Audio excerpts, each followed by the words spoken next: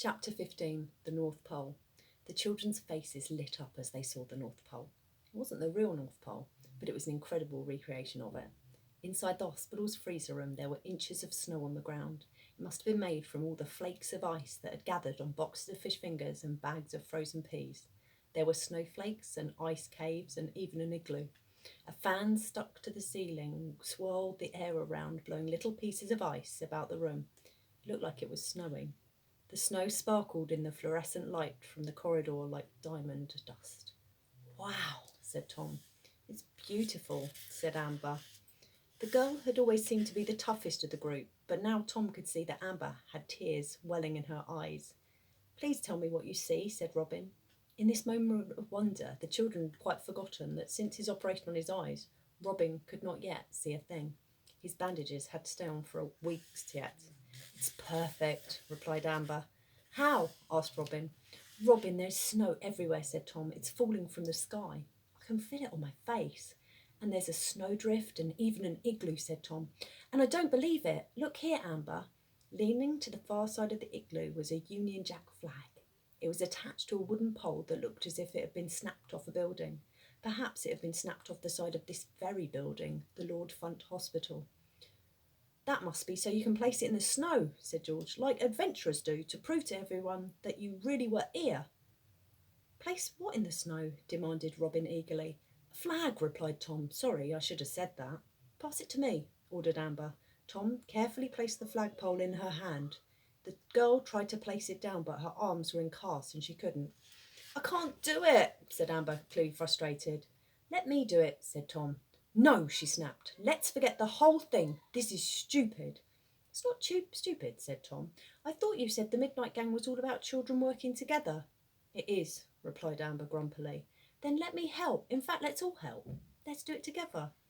"Good idea," said George. He guided Robin's hand to the pole, and together they all stuck the end into the deep snow in the middle of the room.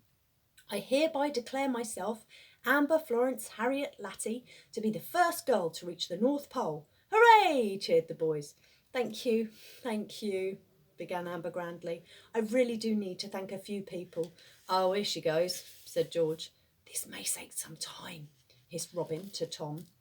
Amber loves making a speech. "Thank you mostly to myself, without whom none of this would have been possible." "So humble," remarked Robin. "But I would also like to take this opportunity to thank my old friends and my new friend in the Midnight Gang." It might not have been the real North Pole, but the look of pride on the girl's face was certainly real. Tom looked across this mini Arctic wasteland. As the mist cleared, the boys saw that the hospital food that was normally stored in the freezer room had been piled up to one side and covered in ice to disguise it. This begged the important question: who had done all this? Just then a shadow passed the gang. Someone or something had moved past the doorway. "What was that?" said Tom, a note of terror in his voice. "What's what?" asked George. "Someone's there," he spluttered. "Where?" asked Amber. "Outside the door," answered Tom. "It was nothing," said Amber. "If it was nothing, then go out and have a look," said Tom. There was silence for a moment.